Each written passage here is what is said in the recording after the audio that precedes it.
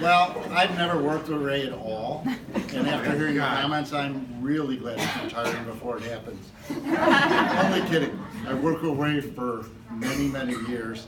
I just have a couple quick points because I don't really want to pile on too much. There's just so much material, I thought everyone should have a fair shot at them. Yeah, we only have a day.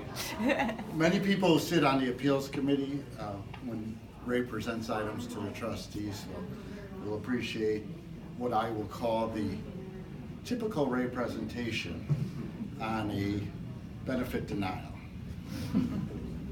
Fund member son, John Young, who is 14 years old, 5'2", walks with a limp. He was crossing the street and he was hit by a person driving a semi-tractor trailer.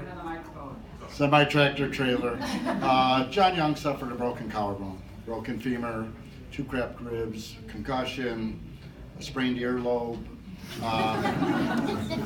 He was unable to attend his glee club at high school for 3 weeks. Getting to the point, the fund paid charges of $68,000 for injuries related to the accident, but denied a surgical charge for $10,000 on the basis that the procedure was not medically necessary. The level 1 appeal upheld the denial, and the provider has now appealed to the trustees. Going on, I want to give a few more facts that I think are relevant for this appeal. And then he would go on for about 10 more minutes. And then he would say, those of us who have been there, in concluding, we would recommend that this appeal be denied because we sent it out for an IMR and we haven't received it back yet. Come on, it's true. And I will give what I call story number 2, and this would relate to any one of the annual notices we sent out. The annual funding notices. I can relate to this because we work very closely with legal and Ray on these. So let's say we have an annual funding notice, or any kind of notice has to go out by the end of the year. So let's start with Ray in February.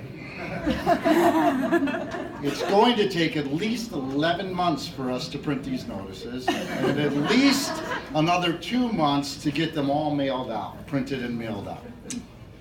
So then That sounds fair. 3-4 months go on, and of course nothing happens because it's kind of how legal works.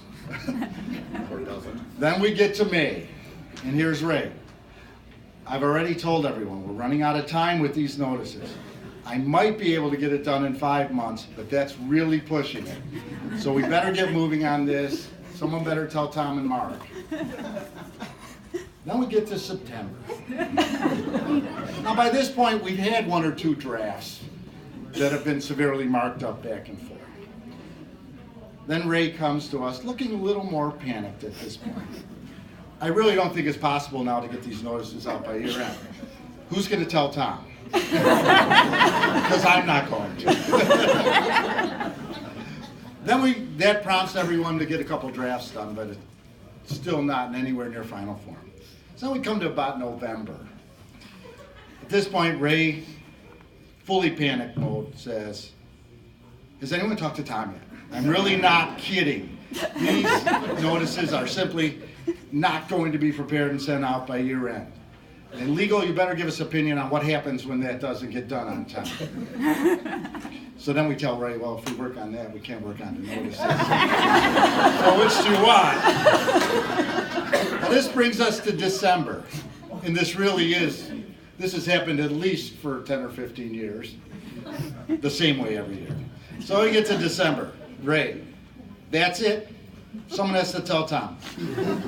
Tell him he can't, because at this point, legal says, we gave it to Tom. Tom's holding it up now. So you have to go talk to Tom. He goes, I'm not talking to Tom, but somebody has to tell him he can't keep holding these up. Then we get to Tom, December 20th. This cover notices look fine. Tell Ray to go ahead and get it done.